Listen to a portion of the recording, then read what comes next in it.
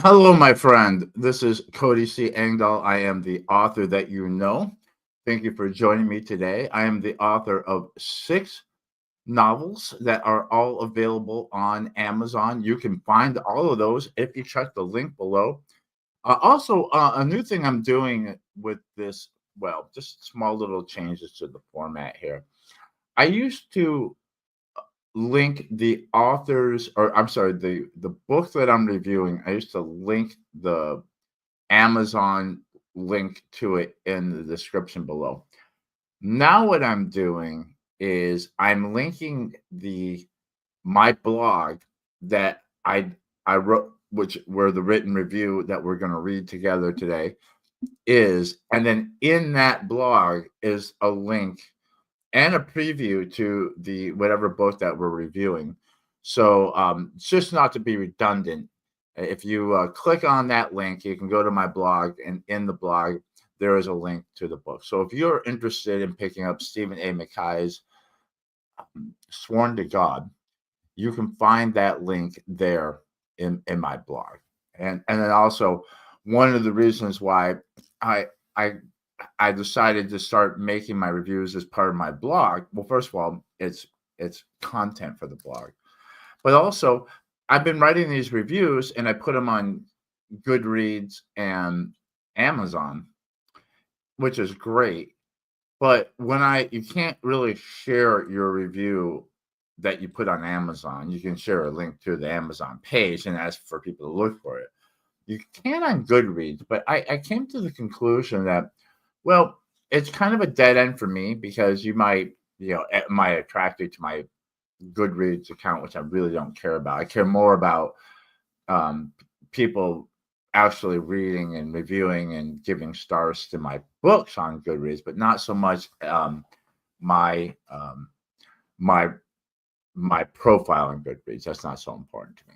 So, um, but I do. I am interested in expanding the reach of my blog and getting subscribers to that, and also I can embed not only previews of the book that I'm reviewing built into blog, that blog article, but also preview for my own. So usually what I do is I write my review, and at the bottom of it, there's a preview for the book that I'm talking about that you can look at and read through without leaving the page. And then below that, I put one to myself, which is then one of the things I do, because I'm truly doing this on to benefit the authors and the readers as well. But the other little game or trick there is that I share it, and if I have the social media, if I'm following the author, I will tag them in it. At first, I was a little shy about doing that, but I realized as a writer myself that I would like to be tagged in it because if somebody wrote a positive review about one of my works, I want to know about it, and B, I want to be able to share it. So I do that kind of as a courtesy, and so, like, for example, today Stephen A. McKay has shared um, my post. So I post my review and I tagged him both on Twitter and, well, I've done it a lot of places: Twitter, Facebook, LinkedIn. I'm trying to think if there's anywhere else I put it, but he has, and everywhere I can, I've tagged him, and everywhere that I have, he has reshared it. So, and he's a bigger author than I am. So he has a much bigger following, much bigger readership. So in a way, when he shares it and people click on it and they read my review, at the very bottom of it, and I always do the book that I'm reviewing first. At the very bottom is a preview of my book, and maybe, you know, there is a possibility that there are readers of Stephen A. McKay, who writes mostly medieval, might be interested in my book about the Franco-Prussian War of 1870. We shall see. I will say this: all these little when you are building a readership as an author, it's hard to get yourself noticed and seen from the all the noise and just especially now there's been a democratization of the publishing industry in which 20, 30 years ago independently published authors were kind of looked down upon. Now it's more, especially in genre fiction, it's more the norm than it is the exception, and which is great because there are people um, like me who can break in who may never have been given a shot had I gone or had we gone through the route of finding an agent and then that agent selling your book to a big publisher. Uh, and so we're free to compete. But at the same time, it also muddies the water because a lot of people are publishing books. A lot of them are good, not all of them are. I feel like there's a natural, uh, a kind of a natural Darwinian um, separating the wheat from the shit.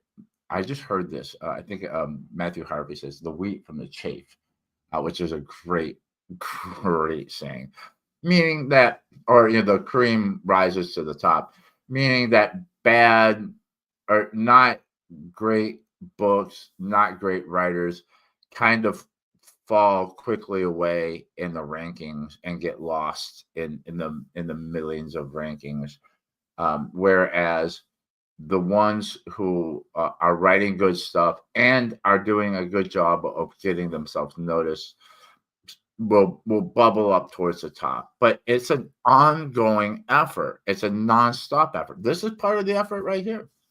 So all these little tiny things that you can do, like for example, putting a preview for your own book at the bottom of your review of other people's books, and then when those authors share your review, that might give you some exposure right there. I coach a lot of people. I don't take any money from coaching. It's more like I have people that have reached out to me to ask me advice, and some ask that advice quite regularly. Some people I help them get published and sent them on their way, and they've fully fledged their wings and they're flying solo now, and that's great.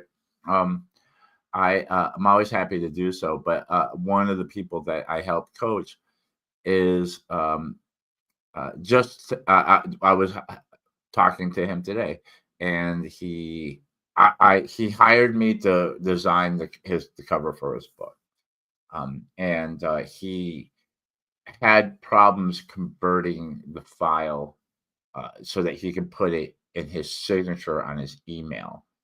And this is something I actually learned from him. And when you get an email from him as Google, a Gmail account, at the bottom of every one of his emails is like, there's check out my latest novel or blah blah blah, and there's a little thumbnail of his book, and there's a link that you can click on that will take you to his book. And I was like, that's brilliant. And so that's an idea that I stole. And I do that too. So if you get an email from me from my Gmail account, you're going to see at the very bottom in my signature, check out my latest book. Actually, check out my latest book and join my email list. And by the way, down in the description below is a link to join my email list. Please do. I'm writing a novella right now that is going to be free and exclusive to that list. I swear to God, I am going to take a drink of this. And that novella is going to be out probably this fall. And we're going to talk about that because this book that I'm about to review, Sworn to God,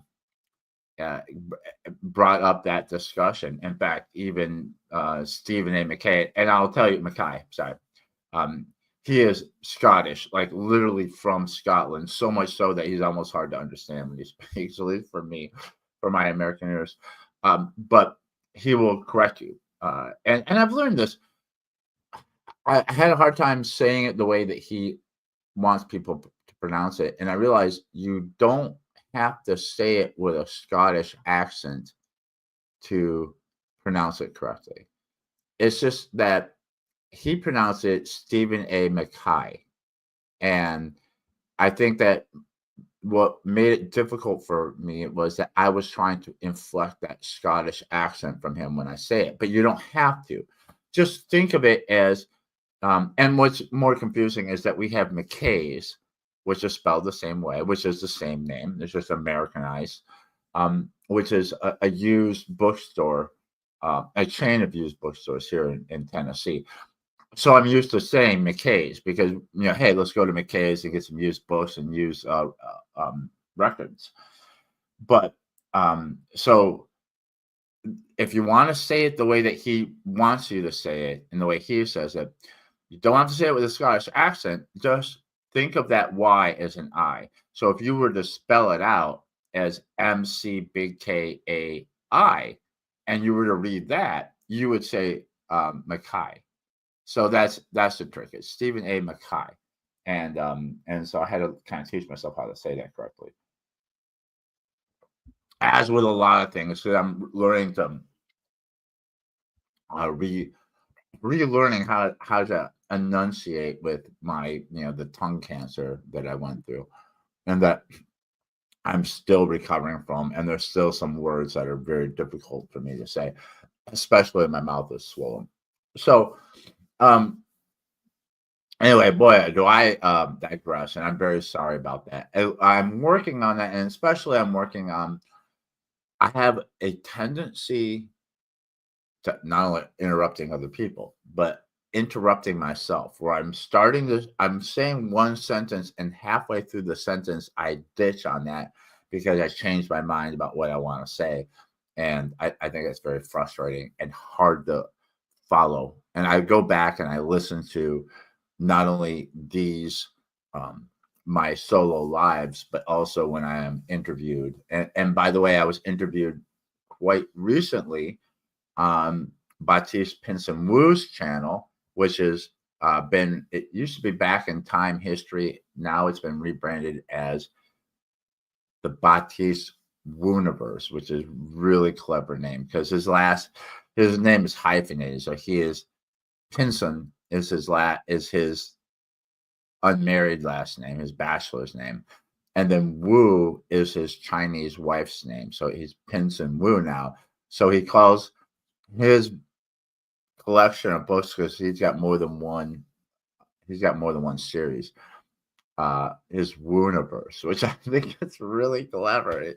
Anyway, we had a great conversation. I didn't put a link in the description here, but if you're interested in that conversation, you can find it on any of my social media.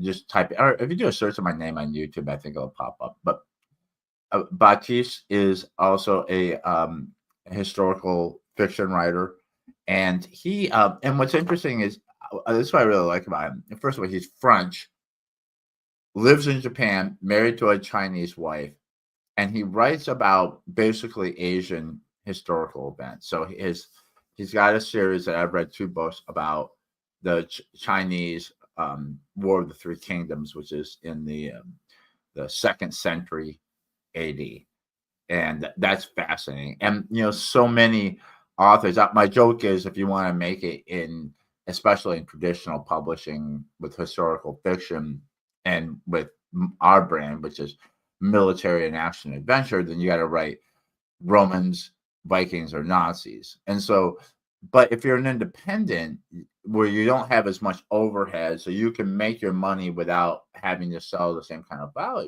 volume, well, then you can write about Chinese history, and you can write about the Franco-Prussian War and things like that. So anyway, let's get on with this review. I will say that, okay, Stephen A. McKay, I consider him a friend. We've been friends on social media for several years now.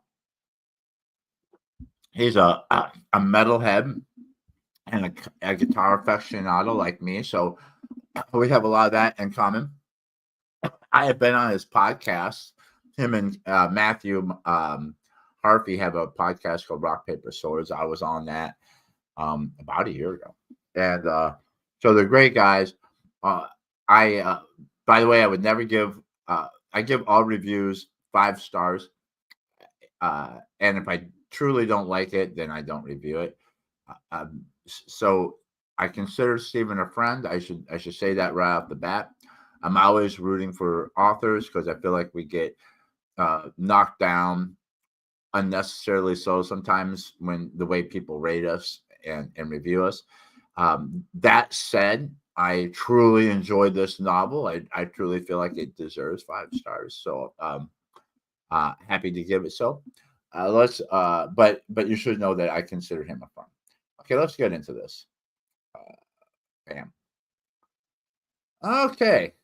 To start at the top. I think I was reading through it because um I made some changes. I run things through Grammarly to check, and Grammarly has me put commas. I think I still haven't mastered the comma because like sometimes I put them in places where they're not necessary, and then sometimes I don't put them in places where they should be. And I was reading through it today, and seeing some of the places that Grammarly had me put commas, reading through it again, it felt wrong, and it felt like it disrupted the flow of it. So I took some of those commas out. So please forgive me if they're not perfect. I think this is more readable. So anyway, review of Sworn to God by Stephen A. McKay. There's a little bit of the front cover.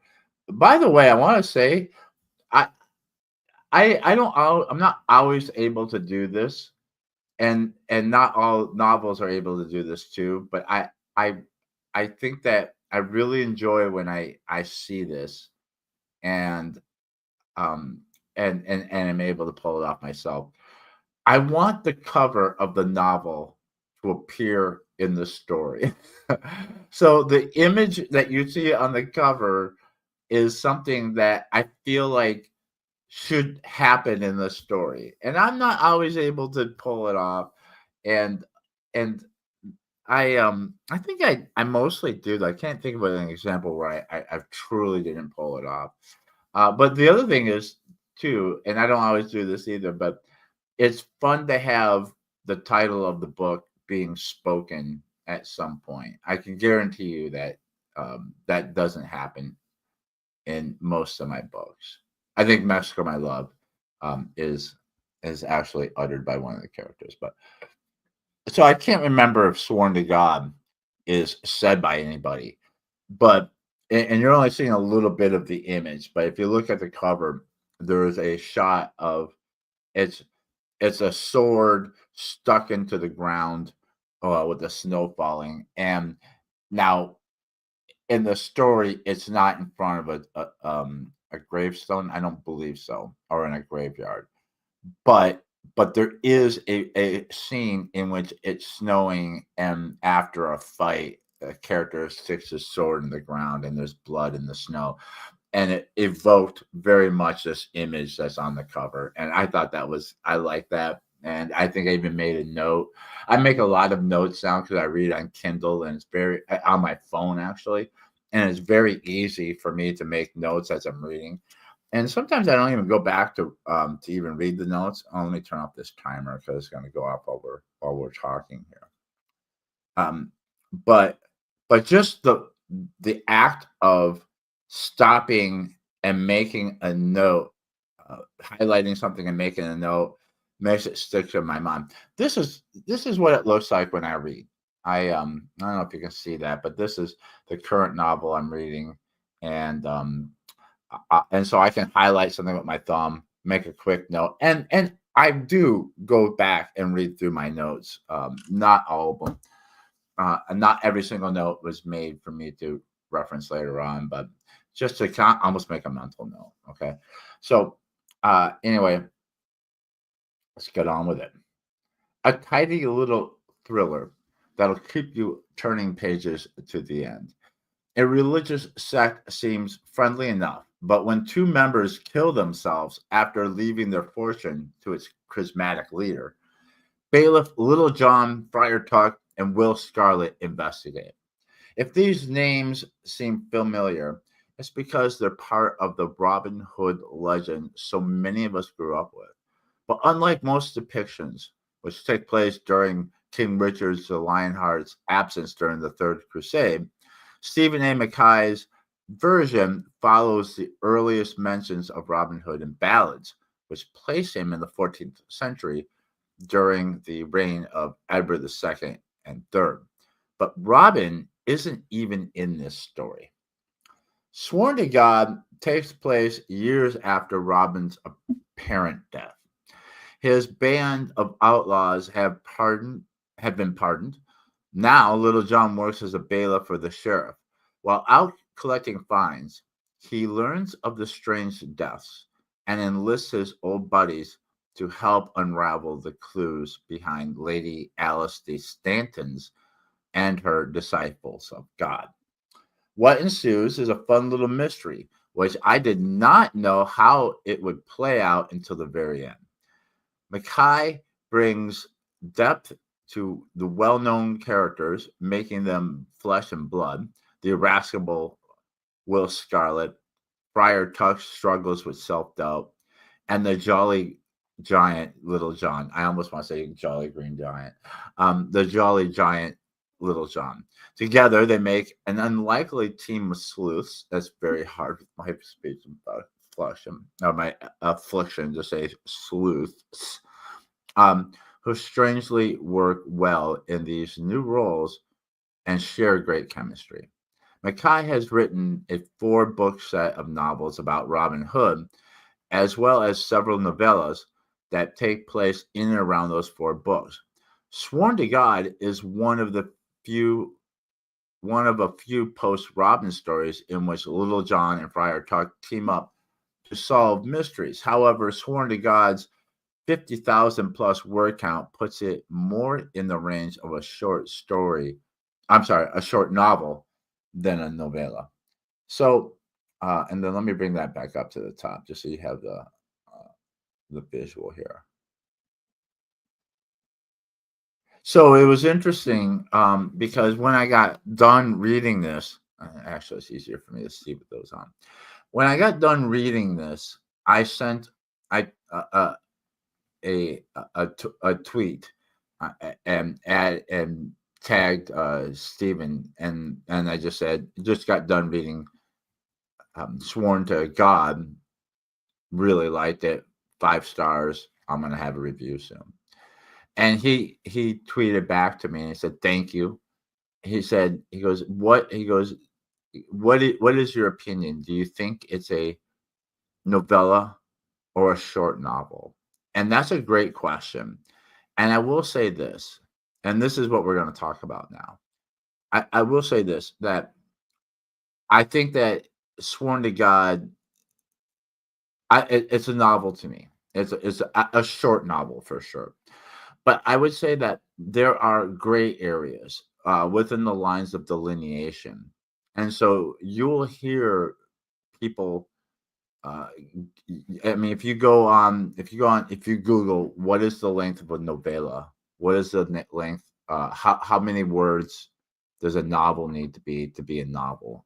Book need to be a novel. What is a novelette? Uh, how long should a short story be? All these things. There is no definitive answer. There are only shades of answers, and people have different opinions on where the lines of delineation are. And first of all, I think that most literature, the unit of measure should be word count and not pages. And just a real quick anecdotal case in point. When I wrote Mexico, My Love, that was 126,000 words. I initially was going to put it in the same format as Blood for Blood, Perils of Perryville, and Rampage on the River, which is roughly 5 by 8. I won't get into it, but it's close enough to 5 by 8. When I did that, Mexico, My Love was, I think, either near or over 500 pages, and the paperback would have been Um, I think over $20. No, I'm sorry. The paperback would have been maybe close to 20. I can't remember. It was gonna be a lot of money. And I was like, I can't sell this for this much. It's just especially when I'm working a table and everything else is so much cheaper. I have to bring the price down. So I reformatted it into 6 by 9. Now, or granted, or what's the word I'm trying to say? Mind you, that's what I'm trying to say. I didn't the same amount of words, so it's 126,000 words. But instead of putting in 5 by 8, I'm putting it into a 6 by 9 book. Well, when you do that, it's a bigger page, so more words per page. My page count went down to like 300. I can't remember what it is, like 364 pages or something like that. It dropped more than 150 pages from where it was going to be. And it dropped from like nearly $20 to $14. And it's still the same length. So if you're especially if you're a writer, get out of the habit of referring to things by their page count, because that can change, especially when it comes to Kindle readers. Because with Kindle, I mean, first of all, I'm reading a continuous scroll, so there are no pages what I'm reading. But not only that, but if you have the old Kindle where you're swiping or clicking page by page, the amount of words per page depends on the reader, because you can set your device to whatever font size. So if you're blind like me and you need reading glasses, you can make the words bigger so that it's easier for you to read. So page count doesn't matter. It's word count is how you should define and talk about the page count. I'm sorry, word count is the standard unit of measure, not page. So that being said, there is a talk about novellas versus novels. There's one other thing, and we'll get into this a little bit, but we're going to start with talking about word count, because I think that's the easiest way to understand it, even though it still doesn't quite define it, especially when you have the gray area where, well, it could be considered a novel, it could be considered a novella. And that is more of the content of what the complexity of the work, I guess. And that can also be a deciding factor between novella and novel. But even with that, there are things that are novels that have the complexity of a novella, and vice versa. So, but let's start with page count, or I'm sorry, word count. Okay, and I will say that the standard units, or the standard sizes, or what's the word I'm trying to look for? Formats for literature, for fiction, are and and uh, and I'll tell you this. I'm going to go through this, and then when we get done, I'm going to talk about how those same units can be, those same formats can be translated within a novel. But let's start with this first. There's flash fiction, short stories, novelette, novella, or novella is the way I say it, and a novel. Okay, and then you could go one more. You go series, and then maybe one more. Um, uh, Universe, and then that's it. Or and then after universe, you can do body of work. I guess is the biggest unit that you can write. So, what is flash fiction? Well, flash fiction is something that is too short to be a short story, or a micro short story.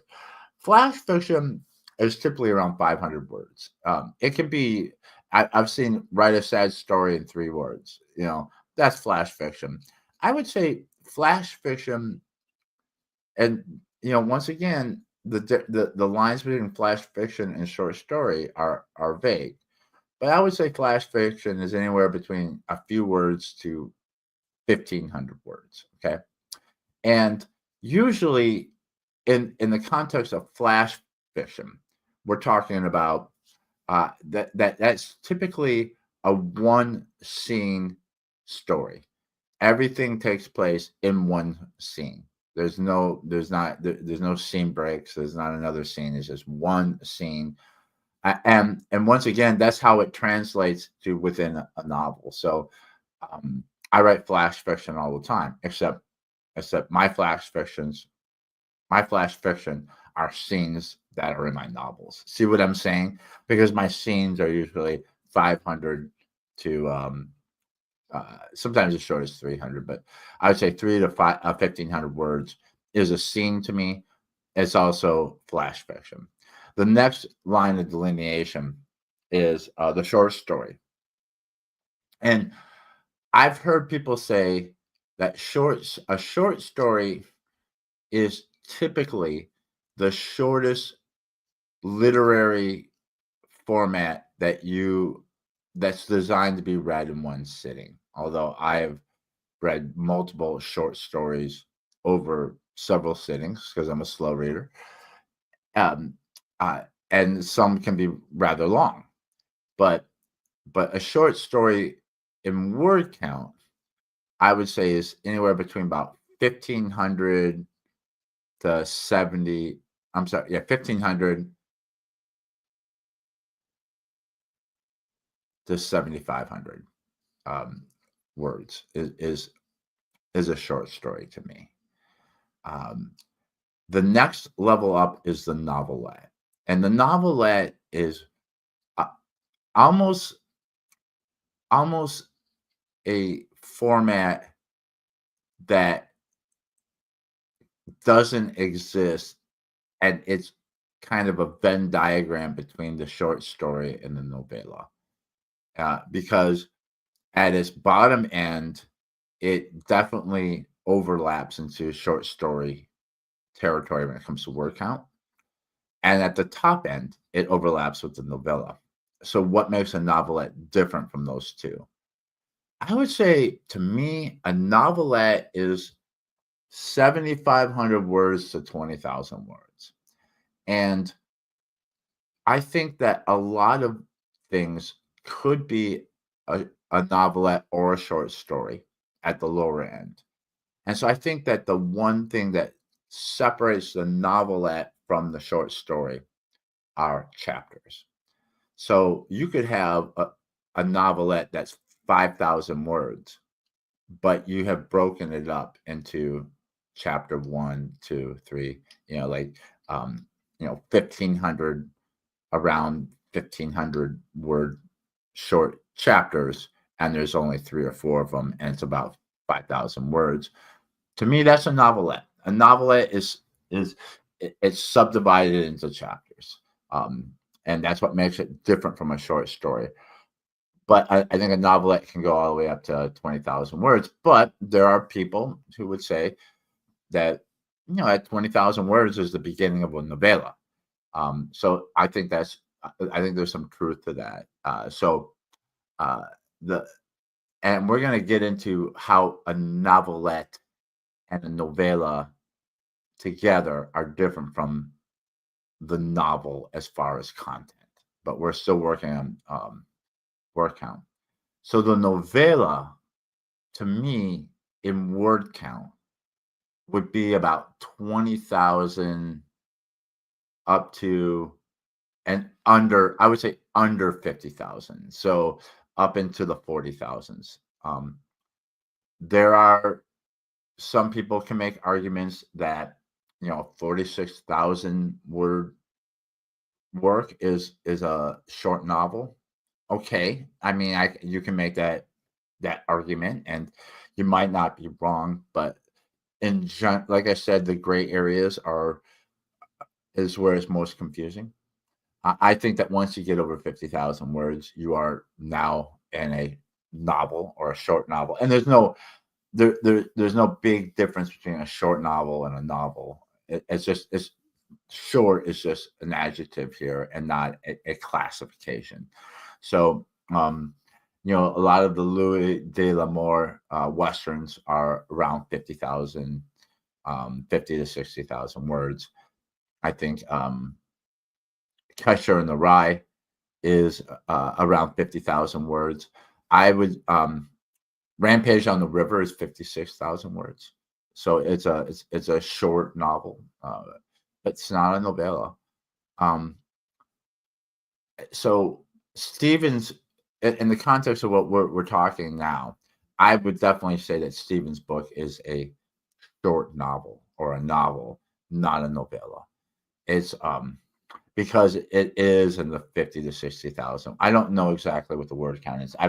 I know that it's in the 50,000 because Stephen has actually I googled it.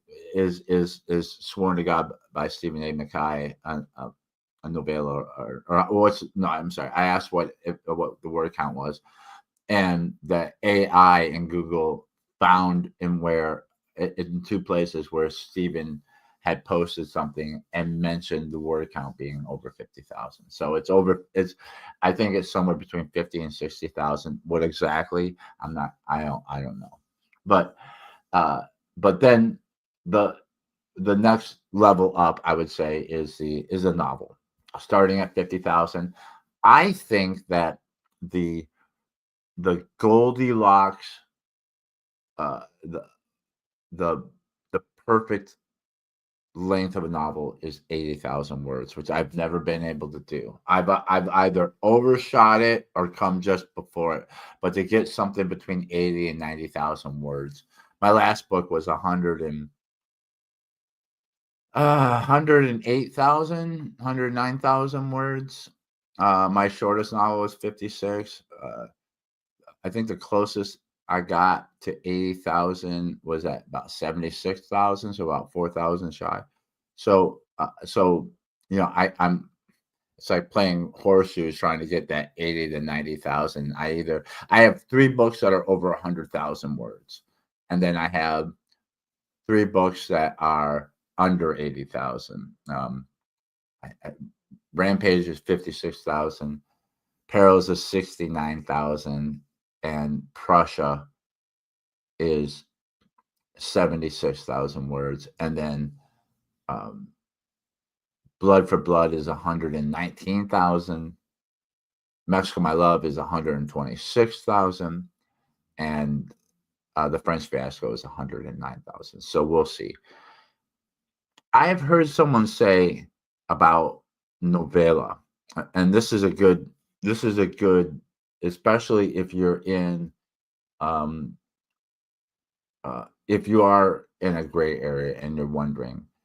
I heard one person say about content is that novellas tend to be more of a singular story, a very direct singular plot that can be handled in 20 to 40,000 words, whereas novels will have subplots, have sometimes multiple, but this isn't always true, by the way, that have multiple perspectives, subplots, several things happening, and then they all kind of, what I call the vortex, they all kind of come together in the end and in hopefully a satisfying way. Uh, and that's how I write my novels. My novels have multiple, pers- you know, uh, lead lead character perspectives that it'll switch from, and different storylines, and then everything kind of comes together at the end, towards the end, to a vortex until it becomes one singular story. And I write like that a lot. Where novellas tend to be more of a singular focus story. Now, but that doesn't mean that you don't get complex novellas. And that doesn't mean you don't have singular focus novels. Like I would say that Sworn to God is very singular focus. It does switch lead character perspective. So you do jump into like Little John's perspective, uh, Friar Tuck's perspective, Will Scarlet's perspective, um, the Lady Alice. the Stanton's perspective. So you do jump around a little bit, but it's a very singular focused story. There's a cult. People are dying, and it's very much a, like, I would say, like kind of a crime procedural, and but that if it were shorter, I would say it's definitely a novela, but the word count in of itself, to me, it passes the threshold of, no, this is definitely a novel, a short one, but it's a novel nonetheless. So, uh, so that's basically it. And then I would say that these are independent formats for literature. So we did the flash fiction, a short story, the novelette, the novella, um, the novel. And so I thought about this and I said, well, just because I don't write a lot of these, um, standalone independent formats, they still exist in my writing. It's just that they exist inside a novel. So flash fiction to me is no different. Writing flash fiction is no different from writing a scene. So, and I would say that the scene is really the basic unit of constructing a novel for me. I write scene by scene by scene. In fact, when I write below, I try to have the next five things just numbered out, like the next five scenes. Right now it's up to like 20 or something like that in the novella I'm writing. Um, but so that I just know where I'm going, and I know what, and when I put something down, I know where I need to start next. Especially when if I finish a scene and then stop writing for the day, I know what the next scene is supposed to be. That helps me. That's kind of my way of outlining. And so a scene to me is like flash fiction. The short story, well, that's easy. Uh, I feel like my chapters are short stories. They're all connected, but my chapter has its own beginning, middle, and end. At least the way I write chapters. Sometimes, I write chapters, and I think I'm a little different from most people in my genre, at least in my genre today, because I think I model myself after Alexander Dumas, and this is what he did, and I think, like a lot of the older authors wrote this way. I title my chapters, because I think of them as episodes, um, in a Netflix series, and I think of them as having their own kind of structure. So I give them a title. So a lot of novels that I read where they just number the chapters, I don't know if I'm perceiving that or not. That these are episodes or short stories along the way, and sometimes I don't even know what is the story wise and the content. What is the delineation from one chapter to the next? I'm not saying that's wrong. I'm just saying that that's how I am and that's how I perceive things. The next level would be the novelette or the novella, and that is easy.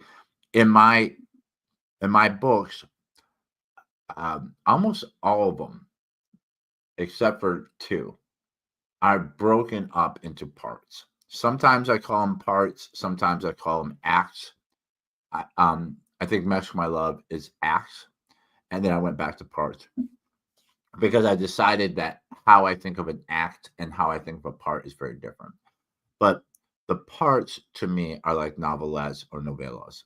And there, what's the difference is length. I noticed that my in my last book, which is The French Fiasco, it's in four parts or five. It's in five parts. I can't remember. I think it's five parts. But I the word count for the parts uh, vary, and I tend to be just automatically consistent with, like, for example, my chapters tend to be average around 30,000 words per chapter. Now, sometimes I read a chapter that's, um, 2,000 words or even 1,200. Sometimes I read a chapter that's near almost uh 5,000. I don't write those well, every once in a while it has to be because, like I said, I think of a chapter as being um, an episode. And if you watch a Netflix episode, sometimes like the season finale or the season premiere tends to be longer than the other ones. Well, that happens with me too. So sometimes what I'm writing can't be broken up into multiple chapters. Sometimes it can. Like a lot of times the big battles take multiple chapters to get through. Like the big marquee battle. Usually my books have a marquee battle. But um I find that my parts tend to be anywhere from 12,000 to maybe 24,000 words. And that to me is right around a novelette. So I would say my parts are a novel. And once again, my parts have their own story structure in that there's a beginning, middle, and end. And each of my parts has its own climax and denouement. And then those parts put together make the novel, the overall novel. And you'll see that if you read it in my books. The one thing I will say is that the act. And at first I thought that the word act could be interchanged with part. And um and I did that. Mexico My Love is broke. The parts are named acts. And because I thought I liked the theatrics of it, because to me an act is a theatrical unit. Um, but then I realized that act are more of they're not delineations of units that the readers should be perceiving. They're more delineations in the writing that the writer should be perceiving. So because of that, I don't think that acts need to be pointed out to the reader. You just are thinking it. So in storytelling, there's a first, second, to me, and you can have multiple. There's all sorts of different structure, but I'm usually thinking. I always think in terms of three. A three is a magic number, and I truly believe this in almost all things. I think all things are either when you boil it down, all things are either um, in a division of two or a division of three. And if you think it's a division of five, well, that's just a three and a two put together. Because you know this in music, because like 5/4, it's not really five beats. It's a triplet and then a two beat. So it's 1, 2, 3, 4, 5. 1, 2, 3, 4, 5. 1, 2, 3, 4, 5. 1, 2, 3, 4, 5. If you've ever listened to Jesus Christ Superstar, they use that meter, that 5/4 meter, but it's never 1, 2, 3, 4, 5. 1, 2, 3, 4, 5. It's 1, 2, 3, 4, 5. 1, 2, 3, 4, 5. I'm giving them the same equal value, but the accent is on the 1, 2, 3, 4, 5. 1, 2, 3. Ba ba ba da ba ba ba ba ba ba da ba ba ba ba ba ba da ba ba ba da da da da. That's in Jesus Christ Superstar, which I think is the greatest musical ever written. Uh, so uh, so there's that. So to me, and I'll just give you, and once again, the act is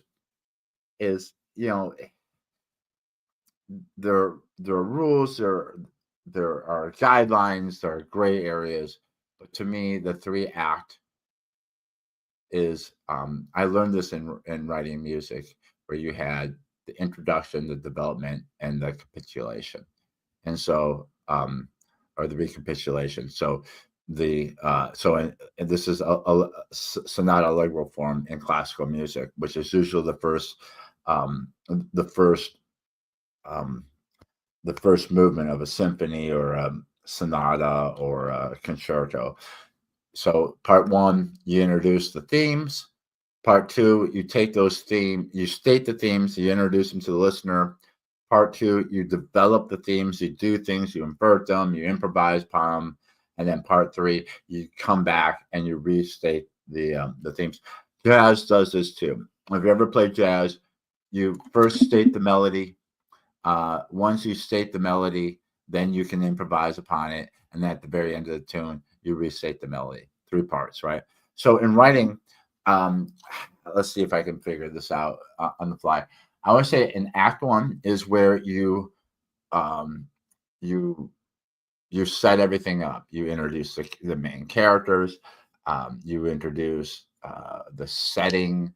You introduce what the character wants. You start you start introducing the conflict that in which they're going to be in. All that happens in the first act, and then the incident.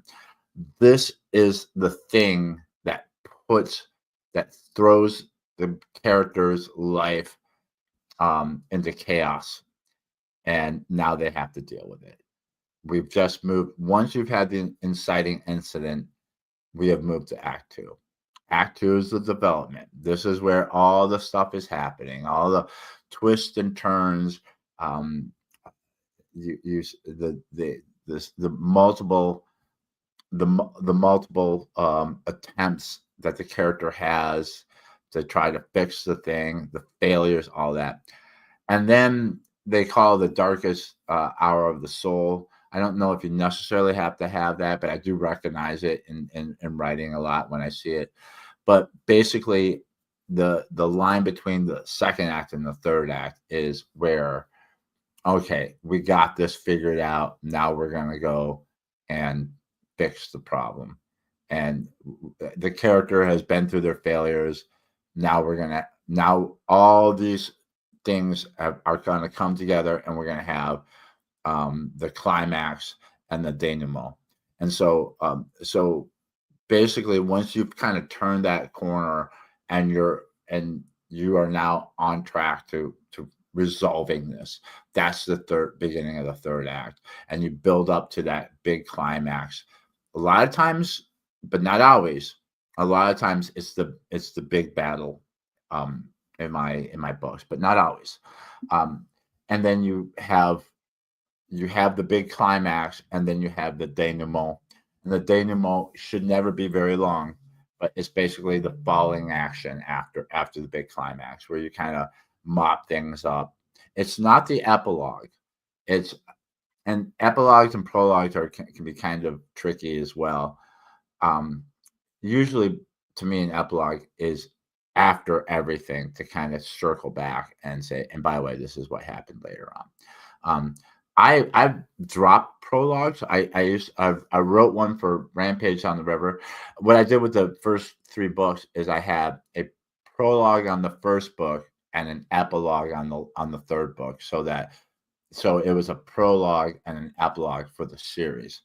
Um, I, I have I done prologues and other things? No, I have, but I don't call them a prologue anymore, because I at some point I watched a video or read something, and they said don't use prologues because readers don't understand them. And a lot of times people, I never knew this, but because I like to when I like okay, a lot of times people skip over the prologue and go to chapter one. Uh, a lot of times your Kindle will start you at chapter one and skip over it. And when I start a book on Kindle, I'll actually back up all the way to the cover, because I want to read all that stuff in between. I want to look at it. I want to um I want the whole experience, right? So you can write a prologue if it's important to the understanding of the book, but just don't call it a prologue. You know what you call it instead? Chapter one. And so now I do write prologues, but they're chapter one. And I think that's I stand by. I think that's the way to do it. You can write an epilogue, but like I said, the epilogue is not the denouement. The denouement is more of like the immediate fallout after the climax, the immediate wrapping up of the story. But then you can do an epilogue, and I wouldn't do an epilogue in every book either. Like I said, like Blood for Blood needed an epilogue because there are things that happen 10 years after the story, after the Civil War trilogy that I wanted to address, and I thought was interesting to put in there. So that's basically it. All right, so uh, all right, so a couple things. I am I've been on quite a run. I have been uh, finishing, of course, Sworn to God was a short novel, but I have been finishing a novel a week and doing, I think the last 3 or 4 weeks, I've reviewed a book here on this channel. I finished the novel and reviewed it like one a week. I Some of them are longer than others. I think that chain is definitely going to break for a couple of reasons. One is I can't keep, and it just turned out that some of them I was able to finish very quickly, and just the timing of them. So the book I'm reading now is, if you recall the last review I did, which was Fletcher's Fortune by John Drake. I bought the box set on Kindle, and that's 7 novels. And I decided, well, I'm not going to read all 7 novels in a row because that would just drive me nuts. So I decided to read a novel, to intersperse other novels in between the 7 novels. So I'm reading novel 2 of the Fletcher series, which is called Fletcher's Glorious July 1st or something like that. And I just started it, so there's no way I'm going to finish it and have it reviewed next week. Second of all, I'm going out of town and I'm going to visit my father. And so I don't know if I would even be able to finish, even under normal circumstances. Even if I could under normal circumstances, I don't think I'll be able to read it and review it while on the road. I'm going to be reading it for sure. The second thing is, I don't think I'm going to do, I think I'm going to take next week off. So you probably won't see me next week. There might, if by chance I got something to talk about, then I might do a live from my father's lanai, but I'm not planning on it because I find just trying to do everything that I do on a normal basis. I'm going to take a vacation basically, but I might, but no promises. I will probably have finished that book by the following week. So probably the next time you see me, it'll probably be another book review. It'll be John Drake's um, Fletcher's Glorious July 1st. It might be June 1st. It's one of those two. That will be interesting because I realized something in reading it. I have not read a book 2 of a series in years, maybe decades. I And part of the reason is the way I select novels these days to read. A lot of them I'm selecting more for my own academic reasons, like reading my contemporaries' novels. And a lot of times what I do is when someone puts a novel on 99 cents and I know that person, and I go, oh, like for example, Sworn to God. Oh, Stephen A. McKay. And that's why I've read a lot of his books, because he's put a lot of them up on 99 cents. Oh, this is only 99 cents. Okay, I'll pick this up and throw it in my queue.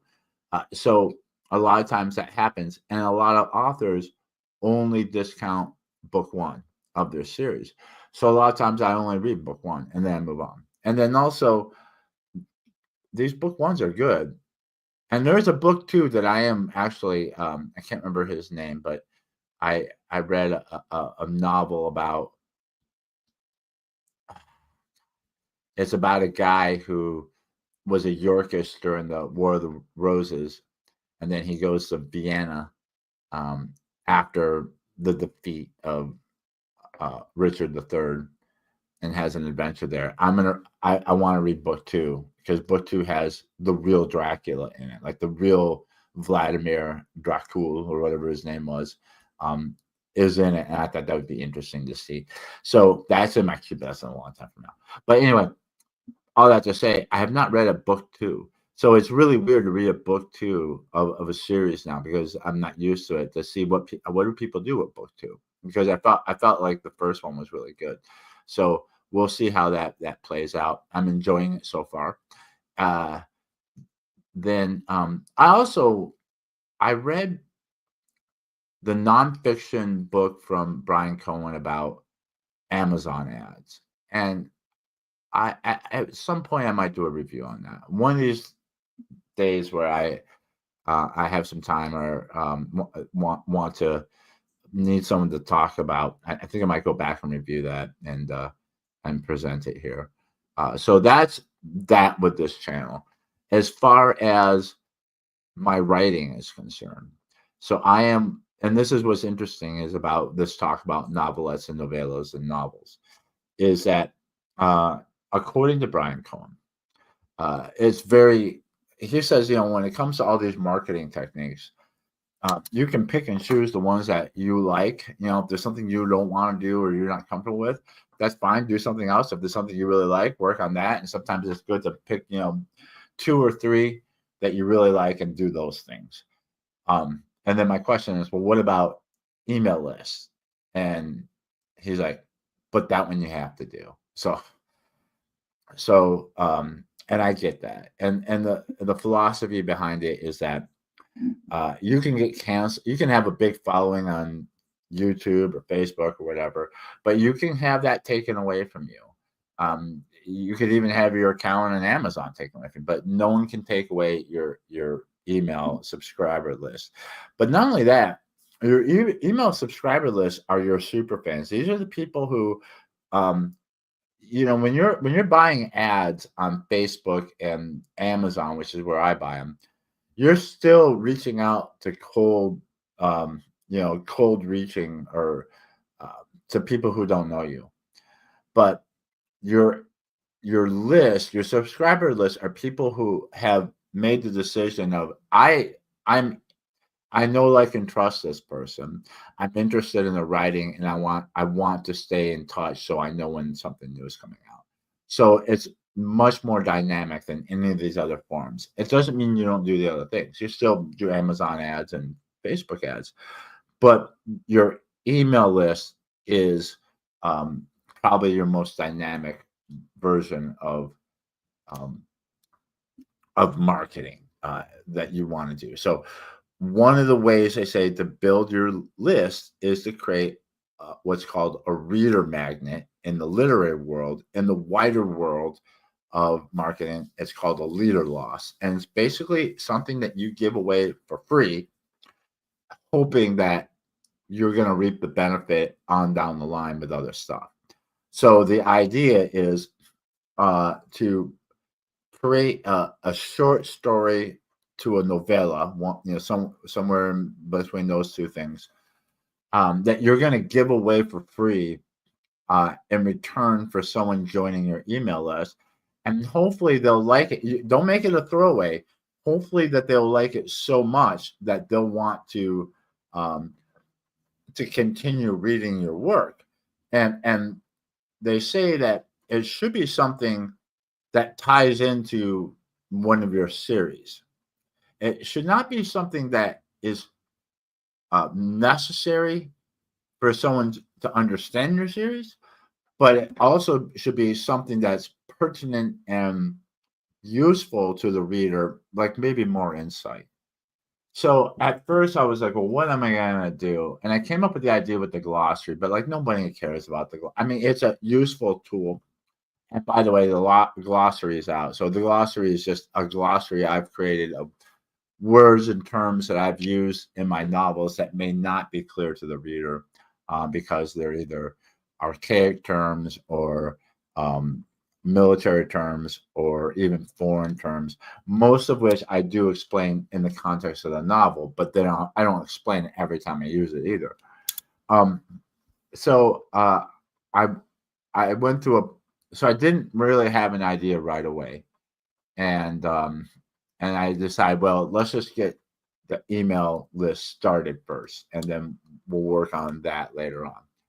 And then one day, the idea hit me, and um, and I was like, oh my god, I have the greatest idea. And just in a nutshell, without giving too many spoilers, it is an immediate prequel to Rampage on the River. So it's what takes place a few days before Rampage on the River starts, up to some of the beginning of Rampage on the River.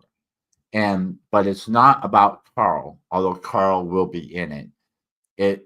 It's about Chester E. Newman. And if you've read Rampage on the River, in the beginning of that, Chester E. Newman is a sheriff's deputy who eventually becomes Carl's captain in the 2nd Michigan Cavalry.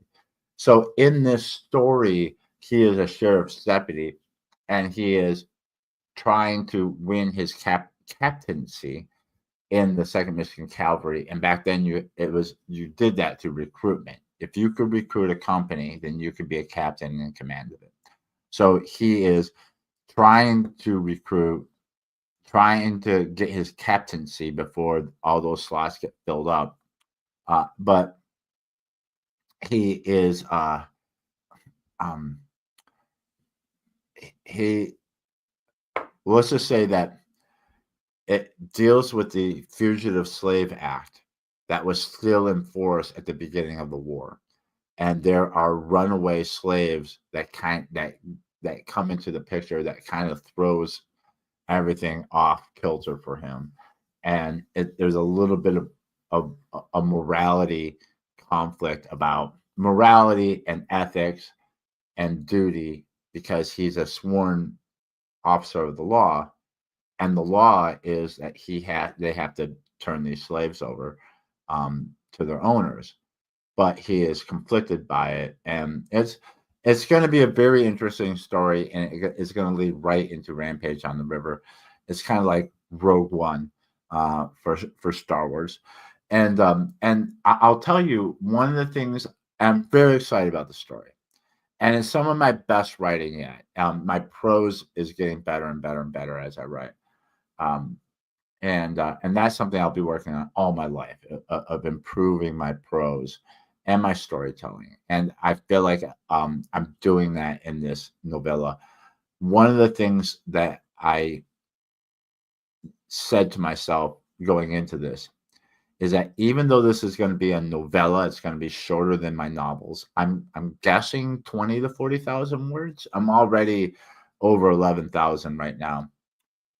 Is that I'm treating it like one of my novels. So even though it's not something that is immediately going to make me money or something that I'm going to ever sell, I'm treating it as it with the same amount of importance as one of my novels. In some ways, even more so. So, so a lot is going into it. I am about, like I said, over 11,000 words into it. How long is it going to be? Where I am in the story, definitely past the 1/3 part. I'm thinking 20 to 40,000 words. I'm hoping it doesn't go over 50. I don't think it will. That will be done, I think.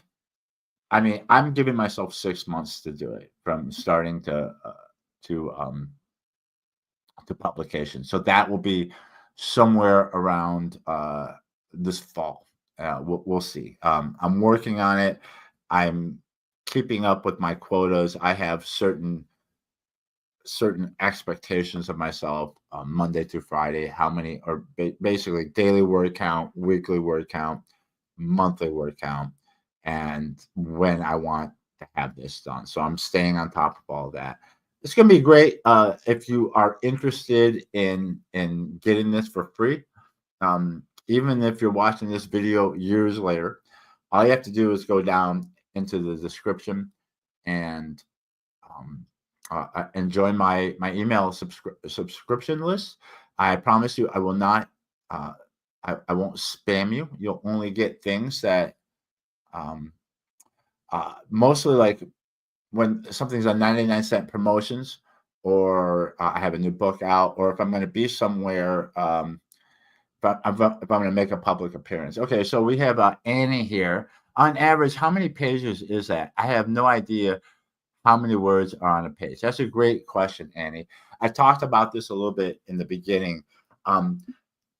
Especially if you're a writer, Annie, which I suppose you probably are. Stop thinking about page count. and start thinking about word count instead. And the reason being is that the amount of words per page can vary greatly, especially if they're reading it on a Kindle. A guy like me, as you see, I'm wearing reading glasses. I can blow up the fonts. So my words per page is a lot less than somebody else, right?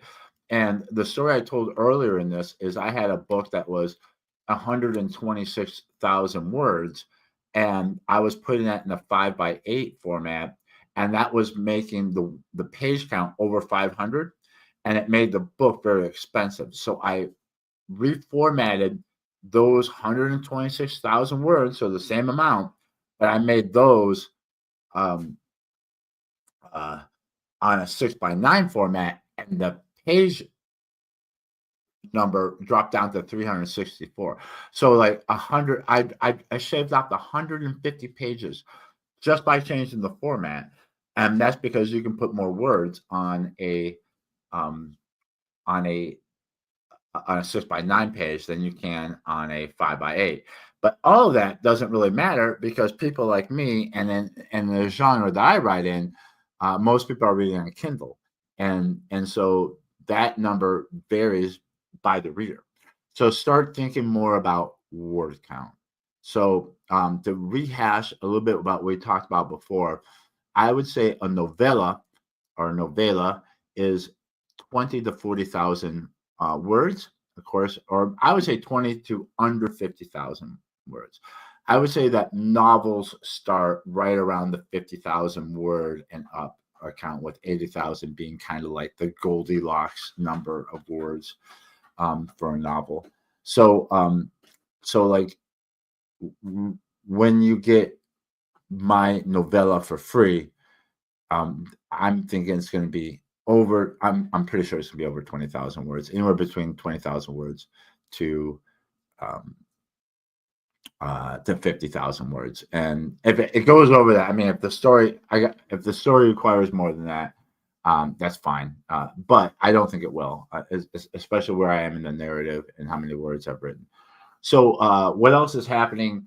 Uh, I do have an appearance on Saturday. I'm going to be at the Robertson County Museum in Springfield, Tennessee. That's just north of Nashville, where I live. I am going to be there with my musician partner, Paul. He's a banjo player. I play the fiddle, if you don't know. We're going to be playing from 10 to noon, and then they're also giving me a table to sell books. So I'll be there selling and signing books, and I'll be performing from 10 to noon. For those of you who have been following my cancer struggles, uh, I am I'm still learning how to eat. I'm still using the feeding tube and soft foods. My nurse and my therapist both told me that it might take up to a year. A lot of people have been like, "Well, I thought you'd be better by now." Well, I did too. I've had some setbacks as far as trying to eat things outside of just the soft, smooth stuff, and I have fallen back a little bit. And what my nurse said is, she said, "Cody, the things that we did to you were terrible. You know, we poisoned you, we burned the inside of your throat and your tongue, and people are not going to be able to see these wounds that you can feel. So, you know, she's like, the two words I want you to remember." And you know what? Now that we're saying this, I think, especially for the authors out there, I think these two words apply to us in our authorships as well. Those two words are patience and perseverance. So that's what I want to leave you with today. Thank you for tuning in. If you are a author, a writer, or want to be one, keep writing, keep putting stuff out there. It's a long journey. If you want to get rich quick, get a real estate license instead. If you want to be famous, get yourself a guitar instead. But if you truly want to be a writer, it's nose to the grind. And with every book you put out, it gets better, but it's not immediate. And you got to keep writing. You got to keep at it, because you're going to get better. You'll get better, and more people will know you, and you'll build a bigger readership. If you're a reader, well, first of all, if you're a writer, you should be a reader. I am a reader first, and I love to read.